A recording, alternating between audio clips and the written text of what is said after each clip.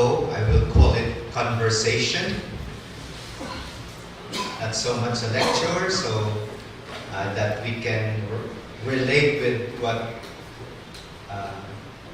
I'll be sharing here. First part of our conversation is understanding Pope Francis and his reform. So, how can we understand him? On many occasions, we hear news from here and there about Pope Francis, from Facebook posts, and so on. But we are invited to go deeply into our understanding of Pope Francis and his reform.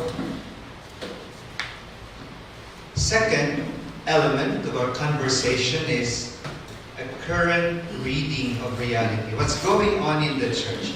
And what are the ways that we can use, as proposed by Pope Francis, to understand the church today? And third element in our conversation is the fundamental reforms in the church. How does Pope Francis envision the church today?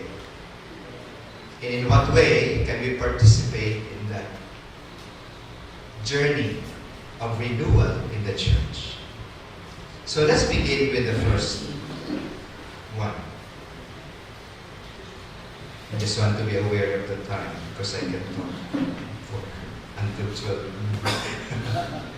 So, I just came from a course in Tagaytay for 1 week, an intensive course on Pope Francis and his reforms.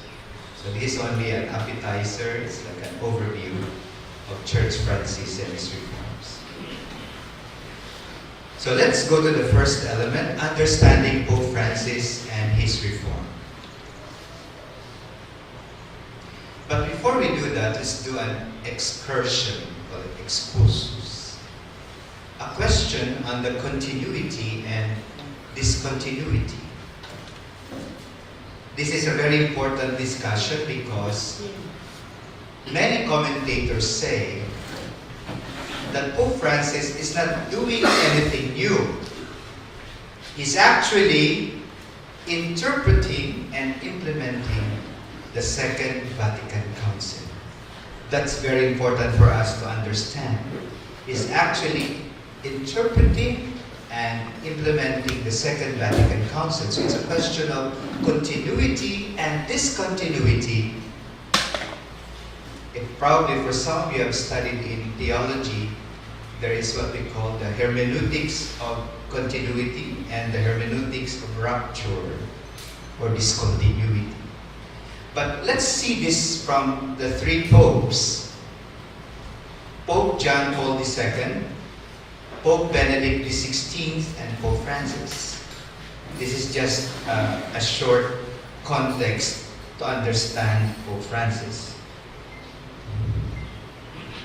You know him? Has he been to Myanmar? No. Okay. John Paul II. This Pope Benedict has never been to Myanmar. I'm sure about that. And of course, Pope Francis has been to Myanmar. Did you have a chance to celebrate with the Pope? Yes. All of you, thanks be to God. So it's a beautiful experience for all of you. Now, they say that John Paul II was a communicator. He was actually an actor who occupied the stage. And every time he would be there in front of people, he was like a stage actor, in a way. He communicated by his person, Jesus. No? But he was also very much involved in personal diplomacy.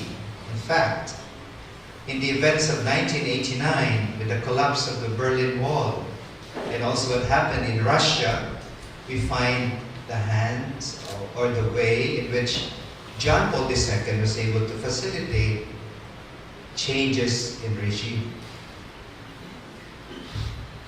Now we go to Benedict XVI.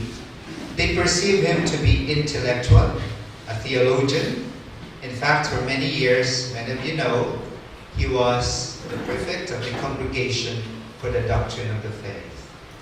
He was one of the architects of the Universal Catechism of the Church. And he was a close collaborator of John Paul II. On one occasion, I was at St. Peter's Basilica.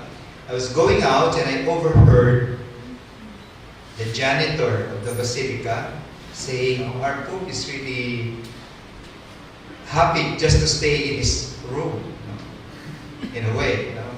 They were saying he's really a theologian. And then, of course, Pope Francis. Many perceive him more than anything else as a pastor.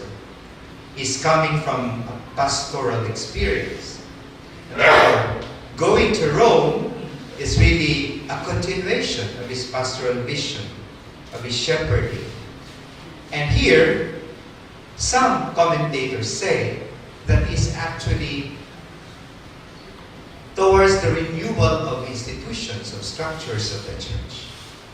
So, we find three popes in this language of what they continue and what they innovate, that what they discontinue, the continuity. There is an Italian idiom which says, after a fat pope, a thin one. Of course, Pope Francis is not thin. But what does it mean? Meaning, a new pope compensates for the weaknesses of his predecessor. So there is no point in comparison that this pope is better than Benedict, better than John Paul II. The truth is, we have to understand Pope Francis as he is now, also because whatever was lacking in the previous papacies is able to supply, is able to fill up what is not there. So with this in mind, that there's no point in comparison or comparing him with other popes, we can better appreciate Pope Francis, what he's doing in the church today. Of course, it is not a finished papacy, it's still there. It's the current, he's the current pope of the church. But we are invited to go deeper into our understanding of Pope Francis from his vision of the church, not just from perceptions. So that's Pope Francis. But our question is, who is Pope Francis? To understand him, we have to first ask, who is Pope Francis? First of all, he is a Jesuit. He belongs to the congregation of Jesus. Now, as a Jesuit, one of the things that come out very strongly from many moments when he was asked who is Pope Francis, he would go back to that fundamental experience of a Jesuit. He would often repeat, I am a sinner whom the Lord has looked upon. Bishop J. already highlighted that yesterday. But in another occasion, he interpreted this as, I am a redeemed sinner. Who is Pope Francis? I am a redeemed sinner. Not just a sinner, but a redeemed sinner. So that's his personal vision of his life. That as a Jesuit, he is very much aware of his frailty, of his fragility, that he's not perfect. You know, that earthen vessel that Bishop was saying yesterday. He's very much aware of that. That he's not a superhuman being. He is a sinner, weak, frail, but redeemed by Jesus. Therefore, the Lord has looked upon him. This is something beautiful when you see this humility of Pope Francis to admit he doesn't pretend to be another person. He is a redeemed sinner. Also, Pope Francis is an outsider to Vatican curia and protocols. All his life, he never worked in the Vatican. So he does not know the protocols of the Vatican, how things are done, etc. In fact, when he celebrated his first Mass as a Pope, inside the Vatican, there's a church called St. Anne, dedicated to St. Anne. On that Sunday, after the Mass, instead of following the Swiss guards, he went straight to the people.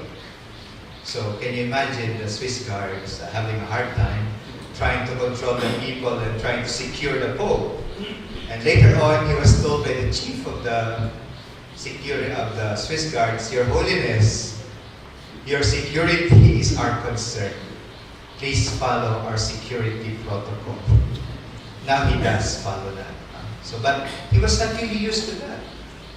On another occasion, you know that as a protocol, when a Pope is in the building, nobody stays on top of the Pope or under, any room on top, any room under or beside the Pope, for security. And usually, there's always a Swiss guard stationed outside the room.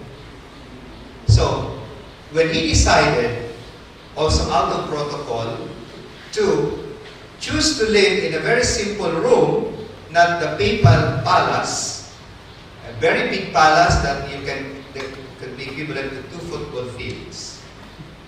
So, and the Pope said, I will be alone here, my goodness. Living in a room with like 2 football fields, how can you possibly live there by yourself? So he decided to stay at St. Martha's. It's an apartment for the officials, for cardinals who go to the Vatican on a transient basis or who work there. They live there together, so he chose to stay there. But as protocol, he was asked, there was a Swiss guard stationed outside his room. So he did not know that. So when he woke up in the morning, he opened his door at 4 in the morning. Usually the Pope wakes up at 4 in the morning. He saw the Swiss guard standing outside. So the Pope asked him, "Why are you here?" And so the Swiss guard said, "Your Holiness, this is my duty. I am your security sentinel here." So the Pope said, okay. So he went inside his room and got a chair and told the Swiss guard, "You can sit first, you must be tired." And he went back to his room, got a biscuit, and give it to the Swiss guard and said, "You eat something, you must be hungry." So in a way, just to tell you how spontaneous the Pope is. He's not conditioned by protocols. He's really a pastor. No? He gets out of himself, and that's something new for the Pope. No? Also, Pope Francis is a pastor. He's coming from the South, Latin America, from Argentina. Before he became a bishop, auxiliary bishop, and later on as Archbishop of Buenos Aires, he was a pastor, a parish priest in one of the poor areas of Buenos Aires. So his love for people, love for the margins, for the peripheries, comes from that experience of being a parish priest, of being a pastor to people. He would reach out to the poorest section of Buenos Aires. So he was a pastor in his heart. No? In fact, on many occasions, he would eat meals with people where they were. And later on, as a bishop, he continued to reach out to many people. He didn't want to stay in his office and wait for things to happen. Pope Francis was always out. He would take public transportation. He would cook his own food. He had his own small apartment. So in other words, his heart was not so much on structures, on the rigid compliance to certain ways of doing things, but he was always moved by love for people, by love for the people of God. So that's Pope Francis even today. Now for Pope Francis, to understand him better also, as a Jesuit, he is influenced by his Ignatian roots. And according to Antonio Espadaro, a Jesuit editor of the well-known Journal of the Jesuit, Civiltà Cattolica, or Catholic Civilization, he says that there are two things that if you want to understand the reform of Pope Francis, we have also to get it correctly. First, is deep awareness of his being a sinner. Deep awareness. Redeemed sinner. And second, all his reforms come from the spiritual exercises. It is rooted in the Ignatian spirituality. The spiritual exercises. And from the standpoint of the spiritual exercise, reform starts from within. There is no outer reform without inner reform. There is no structural reform without inner conversion. And that's very clear to Pope Francis. Reform starts from within.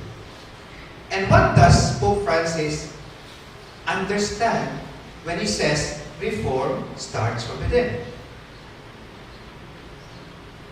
It is inner reform. And in his homily to the Jesuit community in Rome, when he was installed as Pope, he reminded the Jesuits of their vocation, but which is also true for all of us, this journey towards inner reform. And he says, inner reform means back to the center. Back to the center. And I quote a part of that homily. He says, we are called to this humility to be empty of ourselves. To be men who are not centered on themselves, because the center is Christ and His church. Unquote.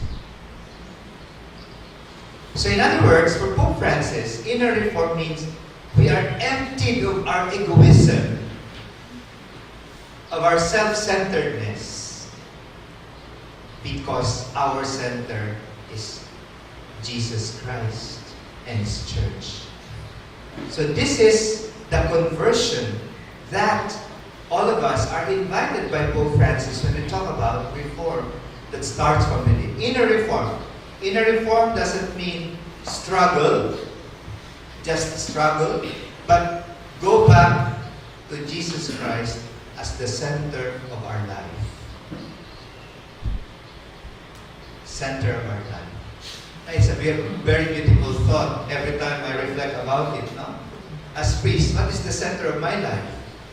Is it my pastoral work? Is it my fundraising activity? Is it building my pastoral center? Or everything mine? What is the center of my life? If not Jesus, then my life is empty. Because at one point, when I have finished my construction, nothing is left. I finished it. When pastoral work becomes challenging and demanding, I get tired and I stop.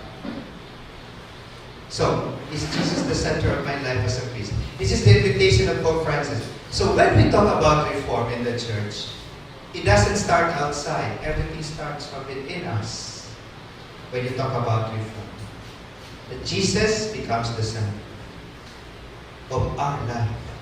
Each member of the church goes back to the center of Jesus. So is Jesus the center of my life right now? I ask myself. I remember, just to illustrate this point, I remember the story of an Italian priest. I don't know if Glauco knows it. When he was ordained a priest, during his first Mass, he became blind. While celebrating his Mass, he became blind. And so, immediately he was in crisis. He hasn't even completed his first year as a priest. He was asking the Lord, a book was written about him. And he was asking the Lord, why do you make me a priest, and before I can finish my first Mass, you make me blind? His whole idea of priesthood collapsed because, the idea of a priest is somebody who goes around like a superstar or like a lone ranger. Somebody who's very active, go to the village, talk to people. But now he's blind. What can he do? And then he understood much, much later. The Lord has a purpose why he was made blind. It is because he wants him to understand that priesthood is not about him. It is about the Lord. And so, it gave him much peace, but now he is still a happy priest. And when he moves as if he is not blind. He has learned how to walk with a stick. He goes around, he celebrates Mass, he cooks. But when priests are in crisis, they go to him. They just stay with him and they're encouraged. So, this is it. The inner reform starts from within, according to Pope Francis. And that means that when God is the center of one's life, whether you're a lay person or whether you're a priest, Christ is a God of surprises. Every day there's something new. We are surprised by God. And God becomes our holy and beautiful restlessness, according to Pope Francis. We are restless not because we are running after goals and projects, but because we can never be at peace until Christ is really the center of everything that we do in our life. So the surprises of God. It's a beautiful examination of conscience at the end of the day. What was God's surprise for me today? Nothing is the same. I woke up at 5:30, I celebrated Mass at 6, I had my breakfast, I went to work, just to the garden, etc. I had my lunch, siesta, sleep. Next day, I woke up at 5:30, etc. And I had my breakfast. There's nothing new. But you see, from this perspective of inner reform, Pope Francis is actually telling us, every day there's always something new because Jesus surprises us.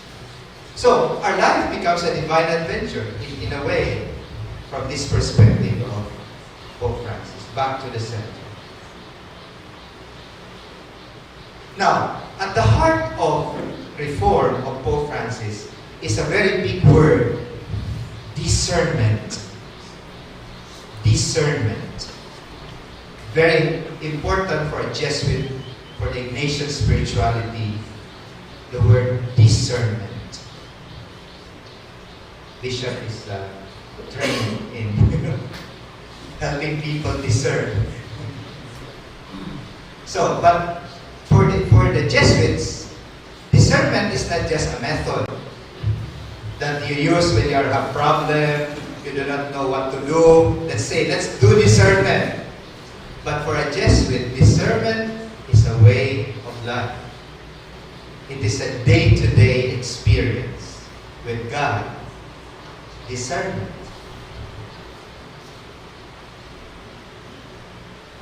So what is discernment from an Ignatian point of view? Discernment is the instrument of struggle. In order to know the Lord and to follow Him more closely. Unquote. So, what is discernment? It is the instrument of struggle in order to know the Lord and follow Him more closely. It is connected to the vision of Ignatius. Non coerceria maximus et contineria minimo divinum est. Translate. Not to be limited by the greatest, and yet to be contained in the tiniest. This is divine. So, this perspective of discernment is important. In other words, it means appreciate small things inside large horizons. To do little things daily with a big heart open to God and others. Part of the constant discernment.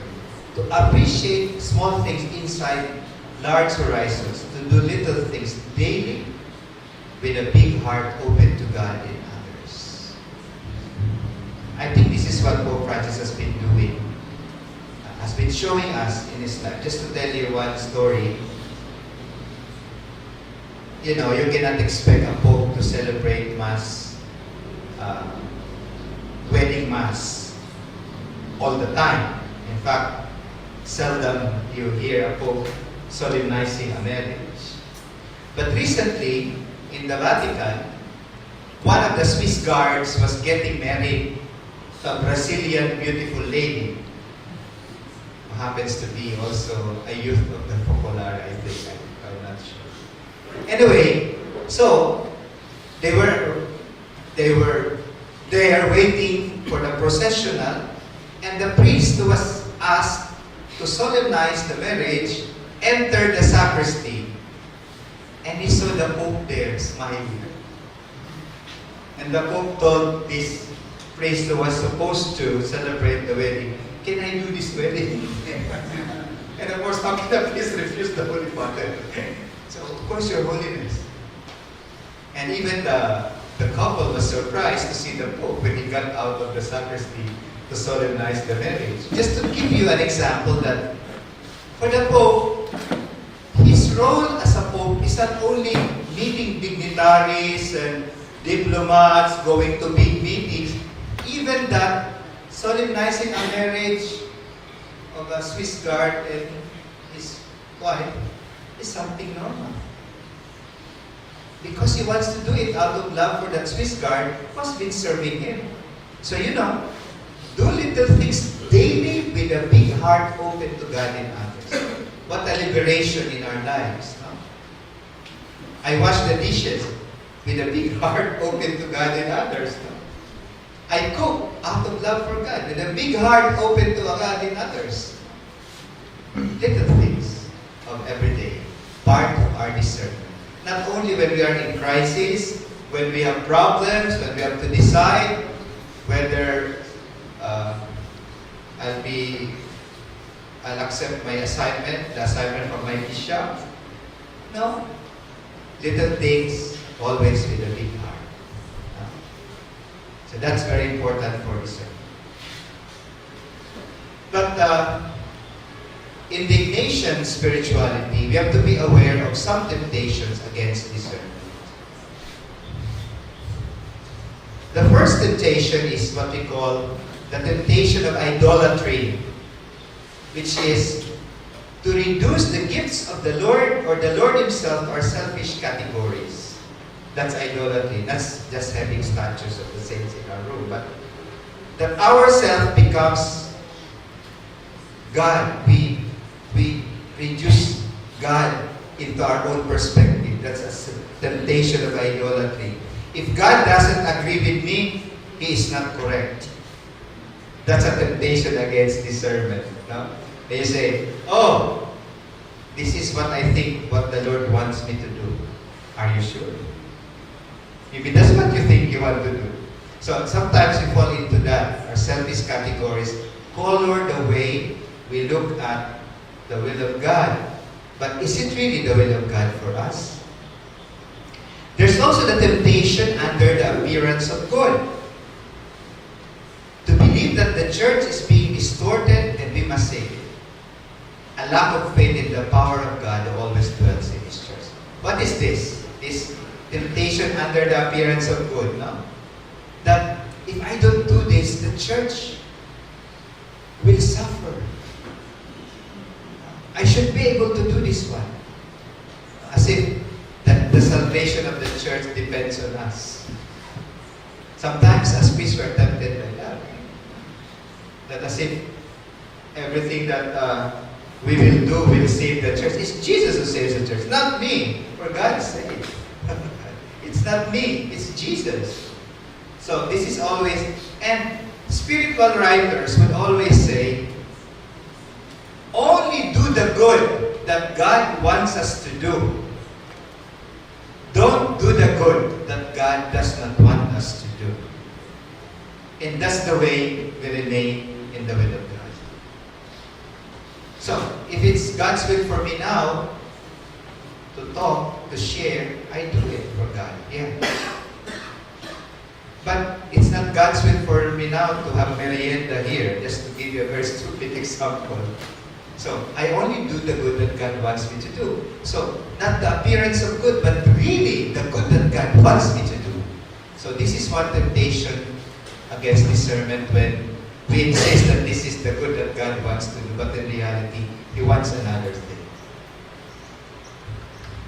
Pope Francis, from the reform that starts from within, also now moves to a reform for communion that goes out. What are the attitudes that we need to have in order to realize in the church a reform for communion? There are 4. First, the centrality of love. For a reform from inner to communion, to community, to the church, Pope Francis highlights, first of all, the centrality of love. Love. Second, harmony of differences in the totality. Third, patience with processes and limits. And fourth, renewal from the gospel, from an encounter with the risen Lord. So the first reform for communion attitude is centrality of love. Love animates our life, our work. Everything that we do is animated by love. Yesterday we saw our life from the optic of love. No? Love is communion. Love lifts up. Love radiates. All these elements of love are actually part of this reform for communion. The centrality of love in our life, I think it's very important. Because without love, Pope Francis would often repeat to those who work in the Vatican, without love, we are functionaries. We just function. But there must be no other, the meaning of what we do will not be there. So, it's fundamental. Am I in the parish because I'm animated by love, by this zeal, pastoral charity? Second point, harmony of differences in the totality. Pope Francis is very much aware that people are different.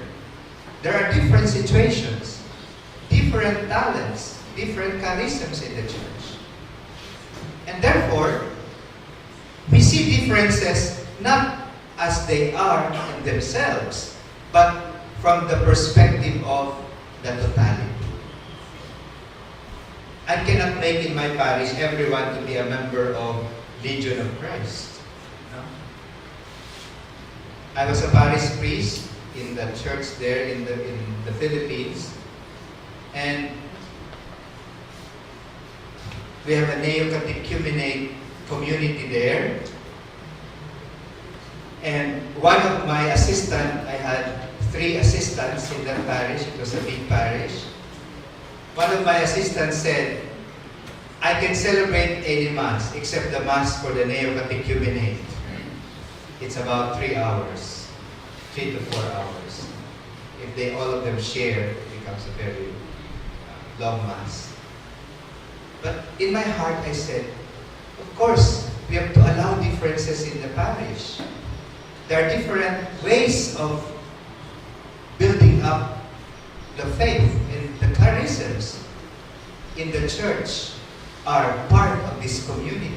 We have also a charismatic movement there, a group in our community, in the parish, and they have a healing mass on Saturday, and two of my assistants do not want to celebrate that mass because people line up and you have to extend your hand for healing for an hour or more. No? So, but I respect that because even as among us priests, we are also different. No? We have to respect our differences. And I, as a pastor, also as a parish priest, I have also to respect my fellow brother priest. If he thinks he is not gifted enough to do healing mass, then I respect that. Or he doesn't have the patience to stay for 4 hours for the neo-catechumenal mass, then I have to respect that. So this harmony of differences in the totality is very concrete. It's not something abstract. It happens where we are, in our communities. But sometimes you have one lay person, he does everything or she does everything. Catechist, cook, she cleans the church. But also in the Second Vatican Council, we have to respect the hierarchy of roles in our community. And that's very important as part of the vision of Pope Francis, this harmony of differences in the totality. Also, important for reform for communion is patience with processes and limits. What does that mean? We have to wait. There are times when we have finished probably our term in the parish and things are not finished yet. It's okay. We don't have to finish everything. If God wants that it will stay like that, then we have to respect that. And you see, in the life of Pope Francis, this is very clear, patience with processes and limits. When the Synod of Bishops on the Family was happening in Rome, Cardinal Tagle was one of the presidents of the Synod.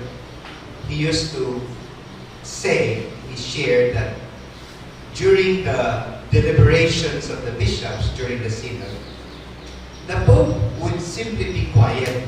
He would listen. And he would encourage bishops to disagree, to openly express their ideas, because he has this disposition to be patient with processes and limits. And also, if you want to have this reform for communion, we have to go back to the gospel, renewal from the gospel. And for Pope Francis, in Evangelii Gaudium, the joy of the gospel, apostolic exhortation, it is very clear for him that renewal is an encounter with the risen Lord in our lives. Personal encounter with the risen Lord in our lives. So the question is, even as priests, we cannot evangelize if we are not evangelized ourselves. The first question is that I have to ask myself as a priest is, have I encountered personally the risen Lord in my life? If I were to ask you, fathers, when did you encounter personally the Lord in your life? People ask me that, what about you, Father? And I tell them my story. When I was a seminarian, I hated cleaning the toilets. Do you love cleaning the toilets? And on one occasion, I was asked by my brother seminarian, your assignment is to clean the toilet. So I hated that assignment. No? And so I said, I started complaining. But before he left, he told me, you know, brother, clean the toilet out of love for Jesus. I said, I don't need Jesus to clean the toilet. I was rationalizing. I need a cleaning material to clean the toilet, not Jesus. I was telling myself. No? Anyway, I started cleaning the toilet. I found out that I had to clean 11 toilets. So I started to complain even more. And it was becoming heavy inside. I was not happy with what I was doing. And finally, at the third toilet, I started repeating to myself, for you, Jesus, I do this. And you know, there was something that changed in my heart. No? The moment I offered cleaning the toilet for Jesus deep within, I started to feel certain freedom and joy inside. until I finished the 11th toilet. And when I got out, I think I was sweating but happy. One of the seminarians saw me, "What happened to you? You look happy." You know, I told him, "I found Jesus in the toilet." Just to tell you that when people ask me, when did I encounter personally the Lord in my life, I said, in the toilet. But that's true. It was such a spiritual experience at that time, cleaning the toilet, cleaning the toilet. So the point is, when we want to evangelize, we have to be convinced ourselves that what we proclaim is Jesus who we have encountered in our life. And this is what Pope Francis has been trying to highlight in his reform for communion. Now, Pope Francis is quite realistic, and he says, tensions and conflicts will always be part of reform.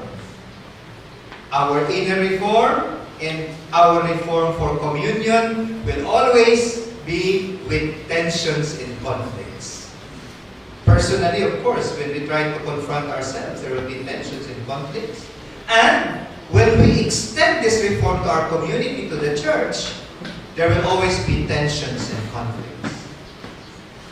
Now, Pope Francis says that there are principles to overcome tensions and conflicts. And I find these principles very helpful also in the context of our parishes, our communities, our dioceses, our presbyterium, our life together as a priest. The first principle is from Evangelii Gaudium 222-25. Time is greater than space. To overcome conflict, we have to see this principle in a very concrete way. Time is greater than space. In other words, you have to be patient with processes. That's what already I highlighted. You know, maybe now we cannot do anything. The space, the present moment does not allow us to do anything.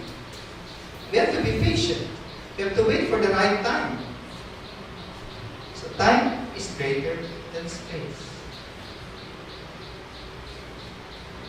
There is a story, and Cardinal Tagle on one occasion had a personal audience with the Holy Father, and he came back to Colegio Filipino, where I am now assigned. And he said, there is so much desire in Pope Francis to change, to reform, first of all, within the Vatican. But then, Cardinal Tagle says, he understands that it cannot happen overnight. And therefore, he is praying hard for the right time for the reform to happen. But he's doing it in little steps, and he has been doing that in the Vatican. For example, he is not happy with priests who are career-oriented. They want to go up the ladder of ecclesiastical power, in a way, quote unquote. So one day, you know, the Pope does not eat by himself. He joins other priests in St. Martha's apartment in the Vatican.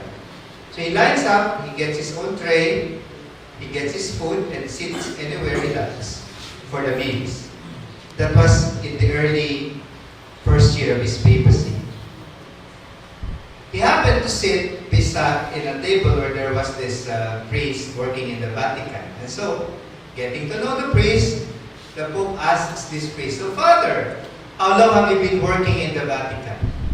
And with pride, the priest said, "Oh, Your Holiness, I've been working here for the past 22 years. And the Pope said, "Oh, Father, that's too low. You should go back to your diocese." And from his ecclesiastical career. In fact, he went home already. And now nobody would like to sit near the Pope. Because they are afraid to be asked, "How long have you been here?" So, in other words, the Pope doesn't want priests to be involved in ecclesiastical career. Later on, we will look at that. Why? But the point here is that time is greater than space. Sometimes reform doesn't happen right away. Change doesn't happen right away. You have to be patient. And this is one principle so that you will not be tensed and start fighting people. You have to be patient. Time is greater than space. Okay.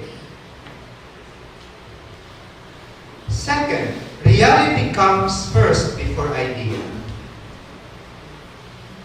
So, we do not speculate. We look at our context. What's going on? What's happening? What's the situation of our people? How do I see this situation here right now? So that's very important, reality-based. Why do I build a very big church that can fit 2,000 people when my parishioners are only 40 Catholic families? No need. What I do has to be reality-based. That's very clear for Pope Francis. Tensions and conflicts happen because it is not reality-based. But if you want to avoid tensions and conflicts, you have to see what's happening realistically. You know? And not to speculate. Sometimes problems come in when we speculate too much. This is the problem.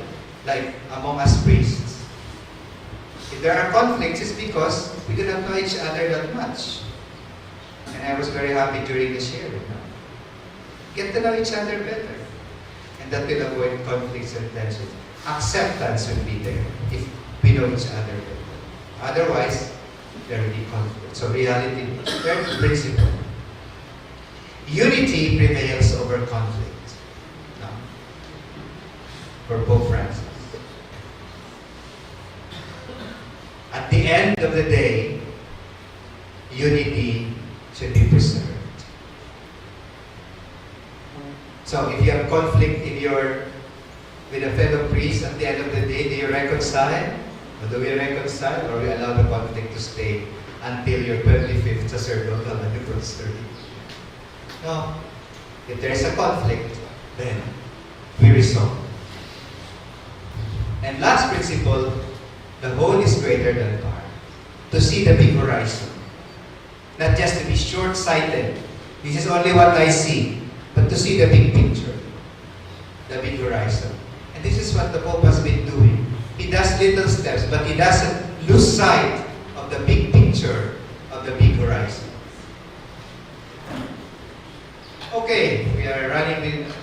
Now, Pope Francis, in a special way for reform, highlights holiness. You see, he interprets the 4th chapter of Lumen Gentium, the call to holiness. God's people, 3rd chapter, 4th chapter, the call to holiness in Lumen Gentium. So holiness, this is the vocation of all Christians. In fact, in the latest apostolic exhortation, Gaudete et Exsultate, the Pope highlights that holiness is not meant for those who are extraordinary people.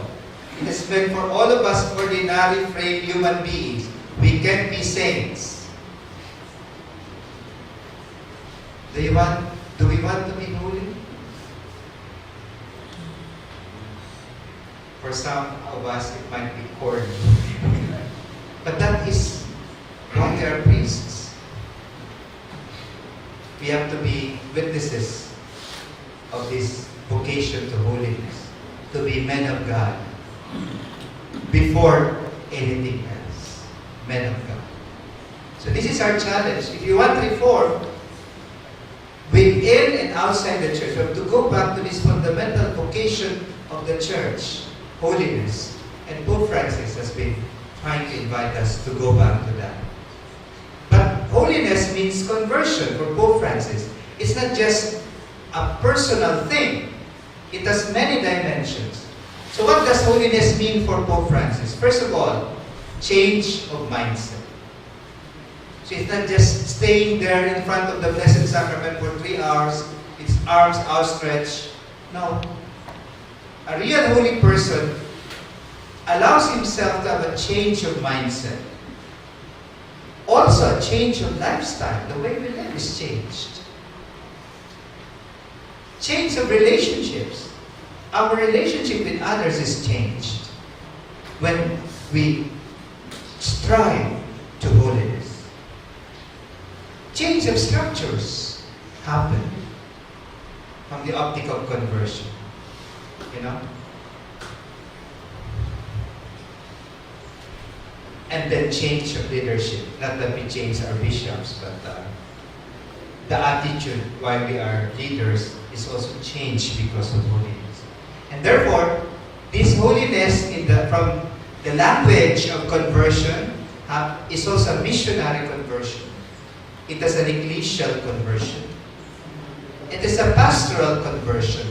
And it is also a personal conversion.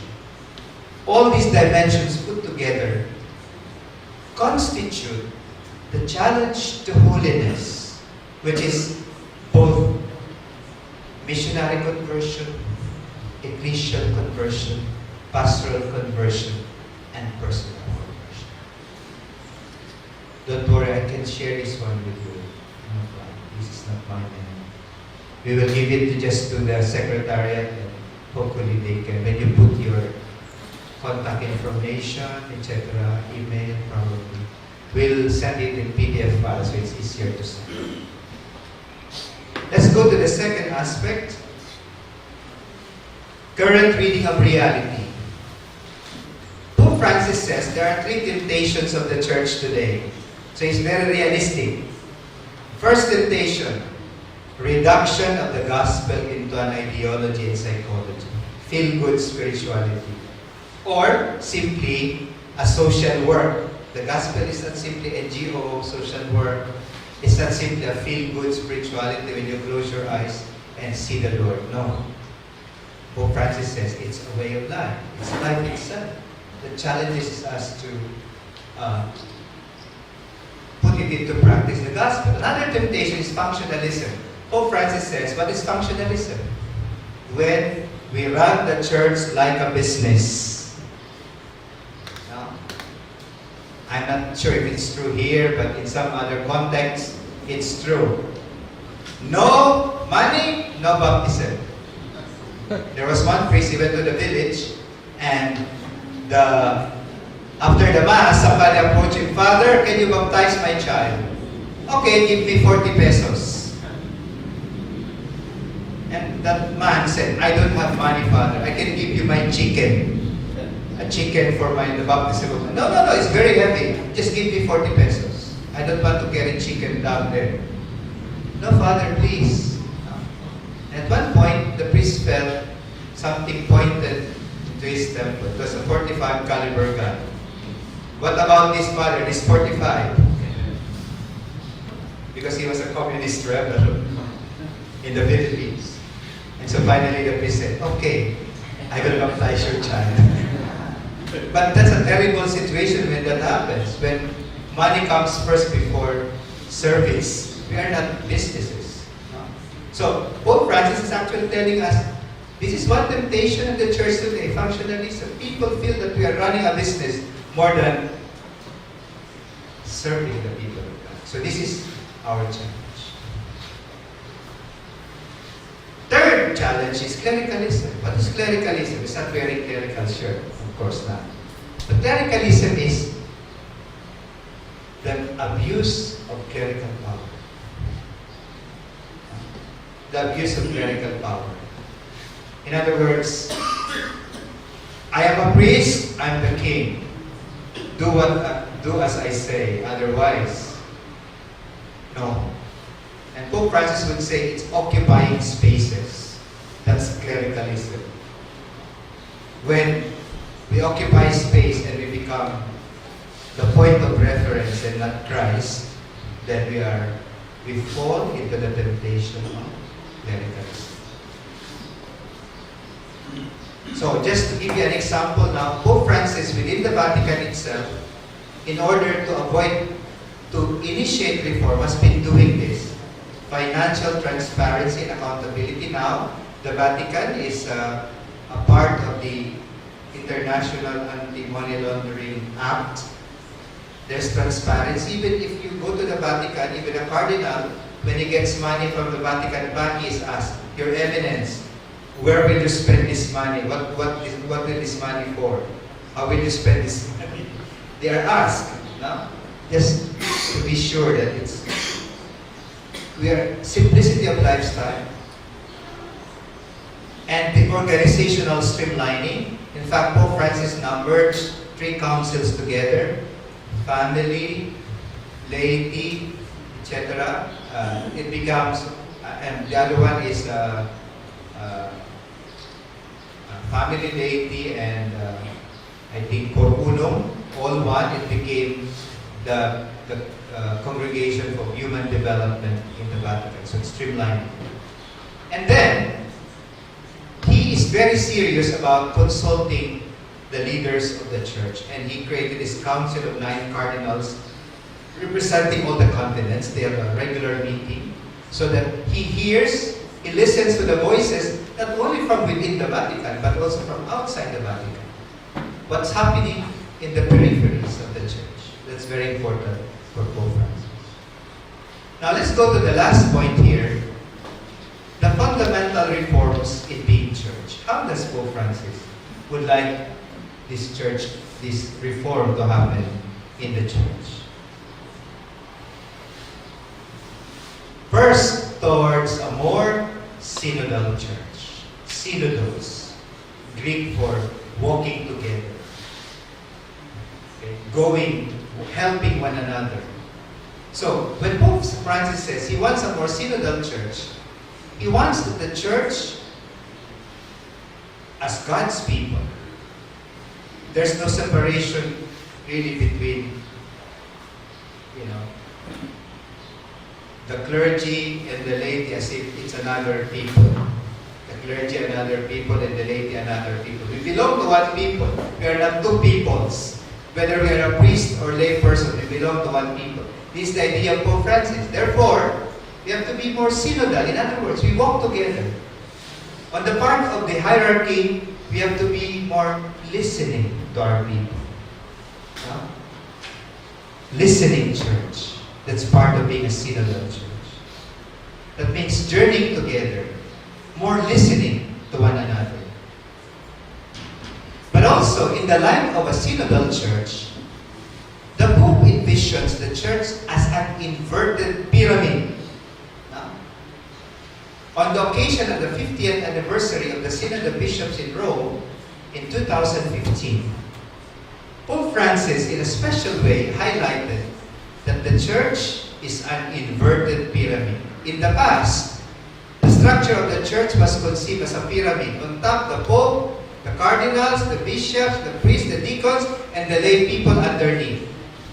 But Pope Francis proposes a new way of looking at the church from the perspective of a synodal church. And what is that? Inverted pyramid. The people of God on top and the hierarchy underneath.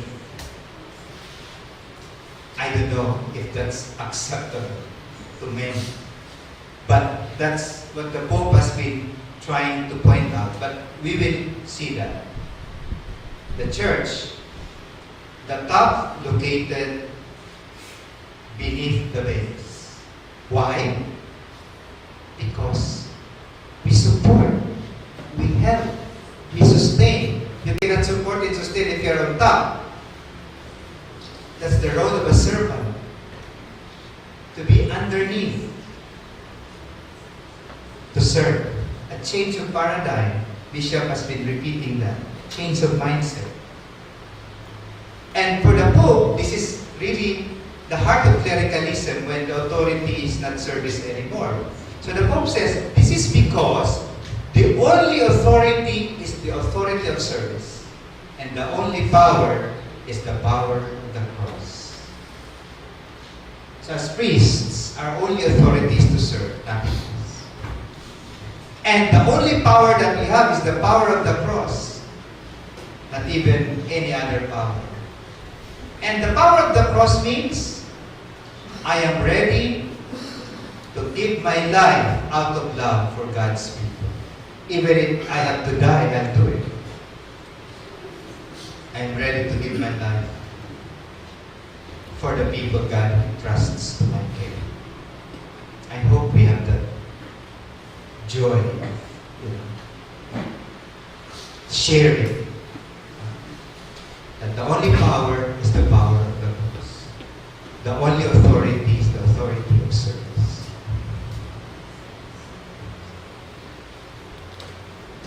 So also, Pope Francis has continually repeated that the church is the pilgrim people of God. It's God's people. Back to Lumen Gentium. As I've said, Pope Francis is interpreting and implementing the spirit of Vatican II in his papers. It's not his own agenda that he follows. The church is God's pilgrim people. In fact, in Evangelii Gaudium number 119, Pope Francis says, there is no full identity without belonging to a people. No one is saved alone. As an isolated individual, God enters in the web of human relationships. So, if we are a priest and we don't belong to a people, we are an alien. We have to be inserted into the life of God's people. So this is our challenge, to belong to a people. We are not outside God's people. This is what Pope Francis has been telling us as priests. And God enters into these relationships that we build in our community as a church. People will not remember us for how many buildings we build. They will remember us for our rapport with them, with every people that comes our way.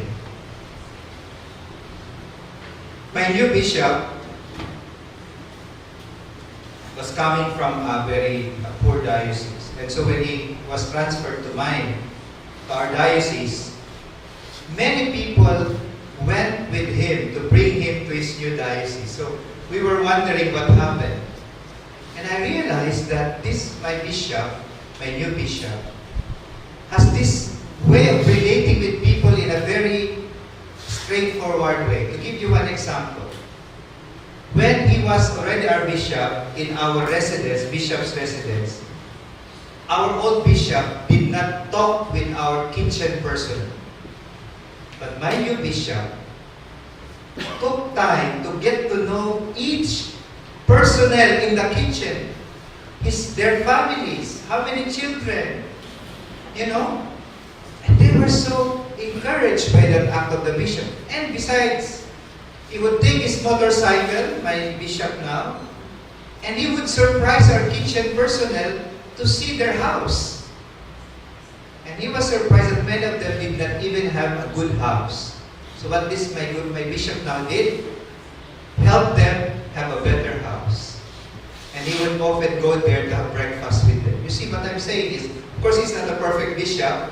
He has his own limitations. But, to capitalize on our relationships.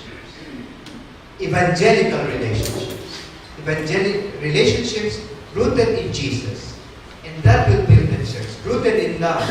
That will build up the church. That will build up the church. I think that's very important for us as God's people. And also as priests. So this is a depiction of the inverted pyramid. The center is the periphery. All the structures, associations, parish movements, etc., are all at the service of those who are far from the church, who doesn't want to be active in the life of the church. And the bishop, the clergy are all at the service of the periphery. Now, this is not geographical distinction. For Pope Francis, it's deeply theological, periphery. Why? Because even if it is the periphery, if Jesus is there, there is the church. There is the church. Do you follow? Even if you're at the margins, the poorest and the remotest parish, if Jesus is the center, there is the church. The center is Jesus, not the periphery. But at the periphery, where there is Jesus, there is the center. So this is the challenge for all of us, to have a change of our way of look at the church. That we are at the service of God's people. And for Francis, it's always God's faithful, holy people. The point of reference. In fact, he wrote to the Pontifical Commission for Latin America a very interesting letter. He said, among other things, he said, nobody is born as a bishop in the church. We are all born as baptized Christians in the church. Nobody is born as a priest. We all come from there. So we have to highlight this importance of the holy people. And the last thing, towards a more missionary church. Evangelii Gaudium highlights this in a special way. That not only towards a more synodal church, which is an inverted pyramid, we are at the service of God's people, not only to highlight the people of God as our point of reference in our life, but third, we have to be more missionary church. And for Pope Francis, reform, the fundamental reform of the church is mission. It's a missionary church. And in fact, he says, we have to see everything that we do in the parish from the eyes of mission. A missionary team. So, even if it is the very simple program in the parish, we have to ask ourselves, what is mission here? And he distinguishes between the paradigmatic mission and programmatic mission of the church. But, the point here is, paradigmatic is, we see everything from the point of view of mission, and programmatic means any activity that we do should have a missionary goal. So if I have a feeding program in my parish, what is mission there? If I ask people to clean the church, how will they experience being missionaries themselves while cleaning the church? It's part of changing our perspective towards a more missionary church, because we are all called to be missionary disciples. So, at the heart of a missionary church is missionary discipleship. Now, these are two words that Pope Francis uses. A disciple is somebody who has encountered the Lord personally in his life. That is a disciple. One has encountered the Lord personally in his life. And a missionary means somebody who gets out of his comfort zone, reaches out to others, to those who are outside the regular circle of the church. I go and reach out. Tomorrow, Bishop will talk about reaching out to the lost, the least, the last, and the least, the last, and the lost. So reaching out to the least, the last, and the lost. But we cannot proclaim, we cannot be missionary disciples, Jesus tells us, if I have not encountered the Lord in my life. What will I proclaim? Myself? No. I should proclaim the Lord that I have encountered. That's what the disciples did. They proclaimed only Jesus and not themselves. So, Pope Francis is saying, if you want a reform in the church, it is a reform that is missionary. And it can only happen if we are all, as a church, together, and individually, we are missionary disciples. And in Evangelii Gaudium 17, the reform of the church is her missionary outreach. Just to tell you one example. At the beginning of his papacy, and I'm about to conclude, Pope Francis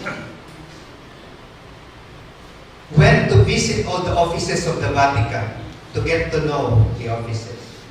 And then, one of his last visits was to the charity office of the Vatican.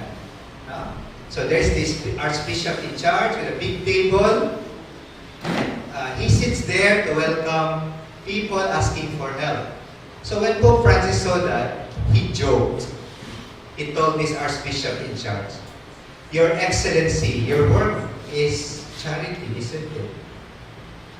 So I suggest you sell your table, give it to charity, because you will not find the poor in your office. You will not find the poor in your office."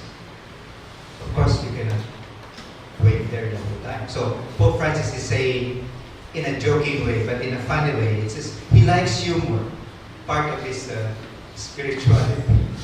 In fact, on one occasion, during the recent consultation with the youth in Rome, in preparation for the Synod of Bishops on the youth this coming October in Rome, he told the youth a story about a lady in the parish. She always gossips about the priest. But her house is across the church, so from her window, she could see the Blessed Sacrament, the tabernacle. So one day, this lady got sick and asked that a communion be brought to her house. The parish priest told the minister, "No need, because from her window, her tongue can reach the tabernacle."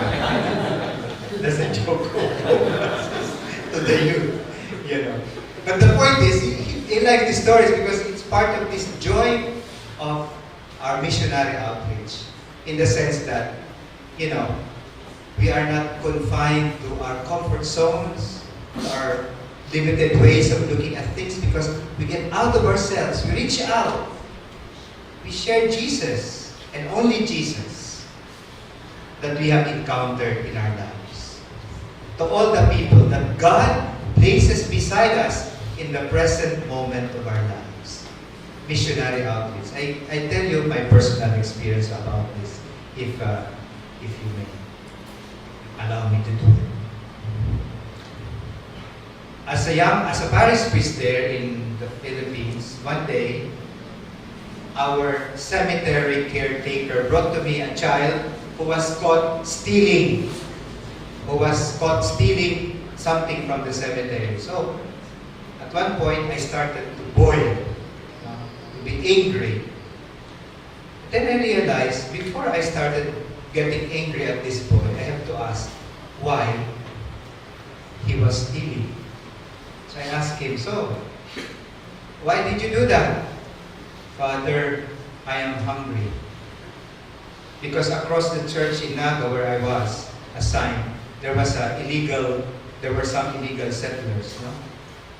"Where are your parents?" "They are all dead. They were executed because of illegal drug trade." And he's living with his grandmother, and so he was hungry. And I realized, had I judged this boy, I would not have understood why he had to steal. And so, at one point, I said, "What do you want to do?" "I want to finish school, Father." He was already 12 years old, and he hasn't finished grade 6 yet. So I said, "What can I do?" Instead of being angry, I called the sister and said, "Sister, please take care of this boy. Entrust this to the Good Shepherd sisters." And so, 3 years later, I was asked to preside over the Mass at the graduation ceremonies of grade 6 students. And lo and behold, I saw the boy graduate. For me, it was a moving experience, because sometimes, if I only remain as an administrator, I would have sent that boy to the Department of Social Welfare. But as a missionary disciple, the Lord invites me to encounter Him even in the poorest. And those who have nothing, that's where the Lord wants me to encounter Him. The different faces of the Lord in our lives. Missionary discipleship. If only one is centered in God, can go to the peripheries of the world. And therefore, last thing, the Pope wants us to have a joyful, personal, and communitarian witness of the gospel. You have to be the people of joy, joyful priests, priestly joy, because there is the Lord in our lives. And where do we start? From the margins, from the existential peripheries of our existence, of our parish, of our communities, of our lives. And that means we have to be more welcoming communities. We welcome people, not only the rich, not only the poor, but everyone that God sends to us. And from this, we can transform society from within with living gospel.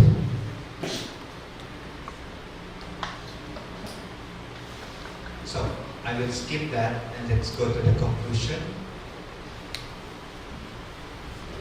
We have to understand that it is unfinished papal ministry. It is unfinished. We do not know what God will still be working through Pope Francis. There is resistance to reform in the church. That's why we have to pray for Pope Francis every day. That is our gift to him. Please, in the Mass when we mention his name, let's remember all his desire for reform in the church. We have to pray for Pope Francis. And we have to be ready for God's surprises through Pope Francis. We never know what next the Lord will work through Pope Francis. Thank you very much.